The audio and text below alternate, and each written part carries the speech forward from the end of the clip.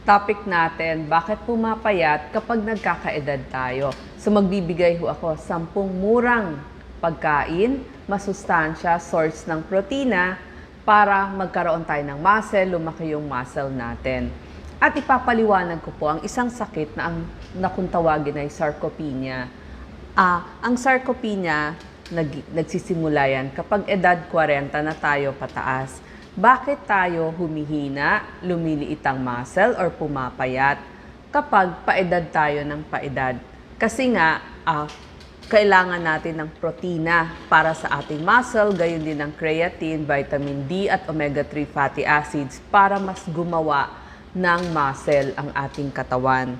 So, gusto natin, pag edad natin, malakas pa tayo. Tulad nito mga nasa picture. Sino ang nagkaka-sarcopenia? Ito, sakit na po ito talaga. Ang mga tao o yung mga senior na umeedad ay nagkakaroon ng sarcopenia, nagsisimula sa edad 40, pero makikita mo to kapag senior age na. Kasi kulang yung kinakain nila, kulang sa protina, kulang din sa dami. So, mababa yung calories. Tapos, hindi kasi sila gaanong gumagalaw. So, kapag hindi gumagalaw, ibig sabihin, hindi na ehersisyo yung katawan. Tapos, yung iba naman, kapag sobrang taba, lalong hindi rin gagalaw. Kaya ang nangyayari, pahina ng pahina. O kaya kulang yung kinakain na malnourished or undernourished. Ano ang sintomas ng sarcopenia o yung pumapayat tayo, yung lumiliit ang muscle? So, nagkakaroon ng paghina ng muscle. So, nawawala ng lakas, hindi na makabuhat, hindi makagawa ng mga gawaing bahay, bumabagal maglakad. Kasi nga, hirap na rin tumayo. So, babagal ang lakad, hirap umakyat sa hagdan, hirap tumayo, tapos kasama na yon natutumba. So, natutumba sila kasi nawawala yung balanse. Kasi nga, yung muscle nila mahina. So, hindi makabalance. Ang problema dito, delikado kapag na-fracture o nabalian ng buto. Tapos, pumapayat, lumiliit yung muscle kasi nga dahil kulang dun sa kinakain, wala na namang lakas. So, lahat yon ang suma total, kulang sa lakas, lumiliit yung muscle, kaya lalong hindi maggamit yung katawan. Ano ang gamutan dito? Number 1, ehersisyo. So, papaliwanag natin yung mga gagawin, ehersisyo, fitness training, at dito nga sinasabi ko, kumain ng mga pagkain na maraming protina. So, magbibigay ako ng 10 mura at masustansyang mga pagkain para sa ating mga umeedad. Ano pa yung ibang dahilan? Bakit nagkakaroon ng sarcopenia? Yun nga, pag hindi tayo gumagalaw, so pag kulang ng paggalaw, at pag umeedad, syempre bumababa na yung hormone levels natin. Sabi ko, part of this, kakain ng para matugunan, kumain ng masustansya. So, bibigyan ko kayo ng mga tips, ano yung mga pwede ninyong kainin. Ayaw din natin na hindi na nga kayo makagalaw, tapos lalo pang hindi kayo gagalaw. Ang mangyayari, pahina ng pahina ang katawan ng umeedad. At pag nagsimula yon, nagkakaroon na ng maraming sakit. Yung sarcopenia, sakit na siya ngayon. Nakita nila sa Singapore, isa sa 3 na nag-senior citizen na ay medyo humihina na. Pag hindi pa senior, nakita nila 1 in 14. Pero kapag senior age na, isa sa 3 senior. So, medyo dumadami ngayon. Kaya bibigyan ko kayo ng tips, ano yung mga kakainin natin. Siyempre yung abot kaya, yung nabibili sa palengkeng Pilipino. Ito na po yung solusyon natin para mas lumakas yung muscle, tapos yung buto hindi magka-osteoporosis. Number 1, itlog. Panalo to ha, kasi mura lang to. Power food nga ang tawag sa itlog kasi marami siyang protina. Hindi lang yan, marami pa siyang vitamin B1, B6 at saka B12. So lahat yan nandun sa iyong itlog. Yan, B12. Tapos lahat ng kailangan mo. Sabi ko kanina, kailangan natin ng vitamin D. omega-3 fatty acid. Meron siya omega-3 fatty acid at mga iba't ibang mga nutrisyon. So, ang itlog ninyo sagana sa mga kailangan natin. Yung mga nutrisyon na kailangan sa paggawa ng muscle, uulitin ko ano po yun. Yung protina, vitamin D at omega-3 fatty acid. Kidney friendly din ang itlog, so kung medyo may problema sa kidney, pwede po ito.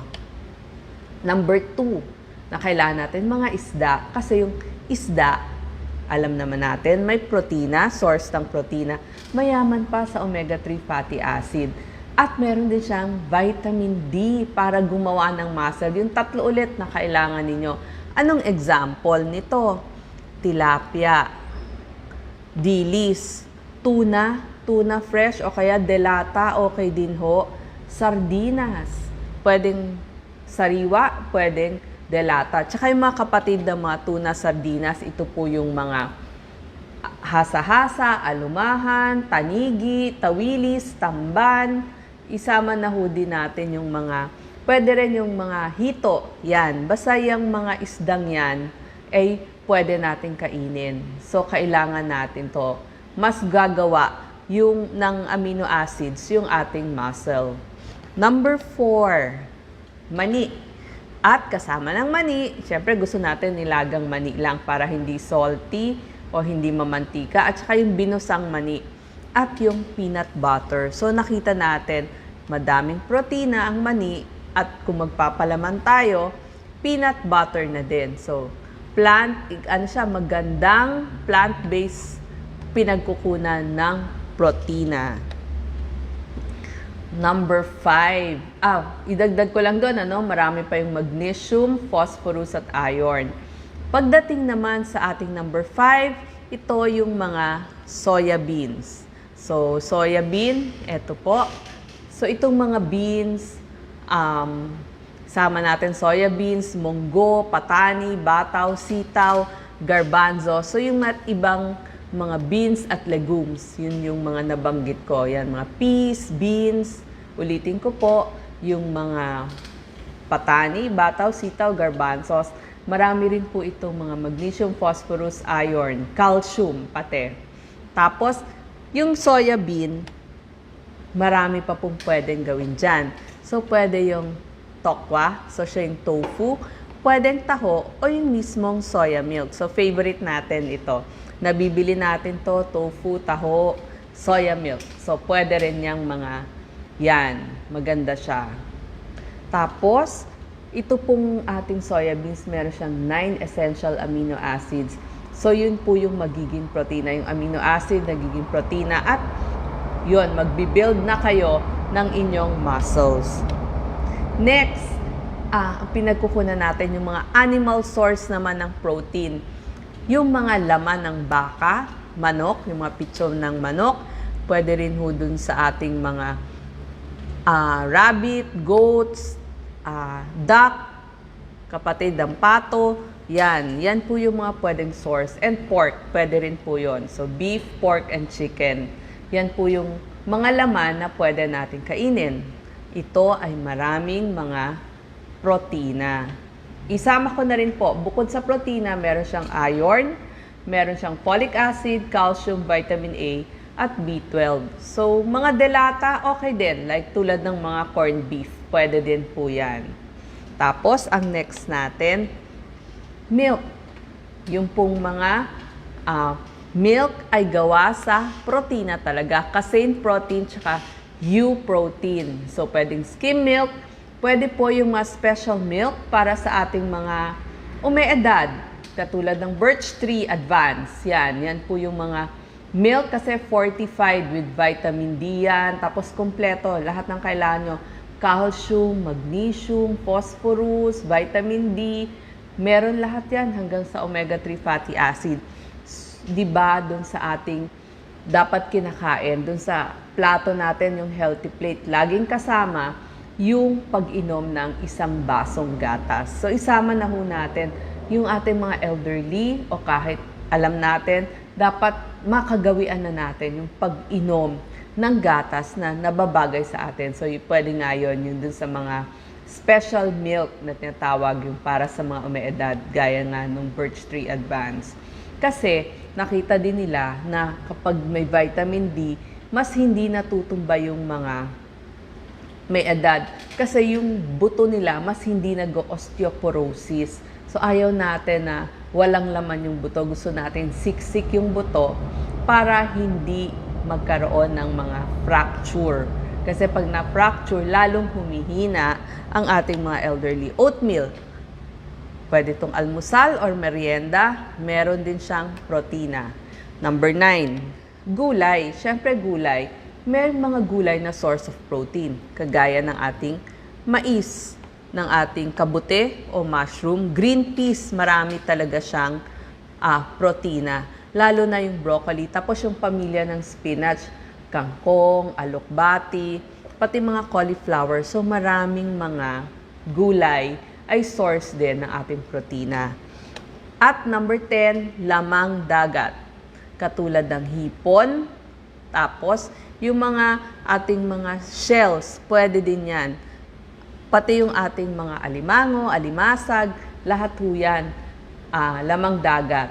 Hipon, octopus, pusit, pwede ho nating pagkunan yan ng protina. So sabi ko nga po, pagdating sa gamutan, kailangan natin ng ehersisyo. Number 1, kailangan mo palakasin kumakain ka na ng protina. So kailangan sasabayan mo ng ehersisyo. Nakita nila sa isang Japanese study na yung paglalakad daw ay nagpapalaki at nagpapalakas ng muscle. So, kaya nga nakita nyo yung mga Hapon, di ba? Maganda yung pangangatawan nila kahit may edad. So, lakad, tai chi, yung mga senior Zumba, pang senior na Zumba, pwede ho nating gawin yon. Isabay natin dun sa mga sinabi kong 10 pagkain. Isama na po, kailangan laging hydrated, inom ng tubig, at pwede ho pagdating sa liquid, yun nga, yung mga gatas. Sapat na tulog, at pagdating sa sustansya, kailangan po yung ma-protina, ma-vitamin D, at may omega-3 fatty acid para gumawa ng muscle. Meron pong mga exercise para sa ating kalakasan, strength training ang tawag doon. Ito po, kailangan laging may silya para meron kayong mahawakan. Yung squat, gaya nyan. Uupo kayo, tapos patayo. Yan, patayo. Pwede yon. Or pabaliktad naman. Pag nakatayo, uupo kayo na parang squat. Gagawin nyo po yan. Hiwala yung paa. Ifo-fold, kailangan 45 degrees. Maganda ho may pangsalo para hindi kayo mahuhulog. Pati ito, yung mga heel lift, yung itataas ho yung sakong. Tapos, ile-left right nyo.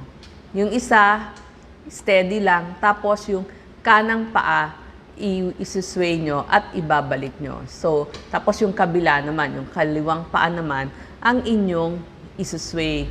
Gawa ho kayo, bilang ho ng 10, 3 set nun. At tigsa 10, kahit 3 times a week minimum. Pero, kung kaya nyo nga na medyo araw-araw, unti-unti, hindi naman kailangan sobra-sobra. At least may ginagawa para lumakas. Tsaka, ang maganda dito, may balance kayo. Ang gusto natin, hindi kayo matumba. Magkaroon ng balanse. Nakita nyo ang ating mga may edad, pwede naman mag-exercise para malakas. So maraming salamat po.